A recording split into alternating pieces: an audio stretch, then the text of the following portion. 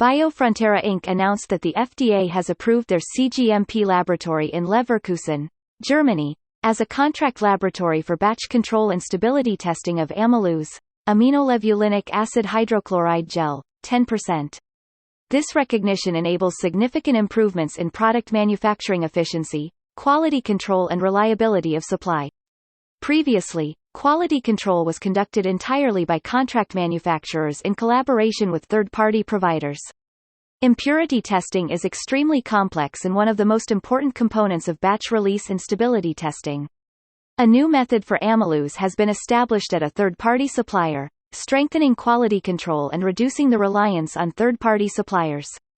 This method is more specific and easier to follow, making it easier for the licensor to identify opportunities for further development.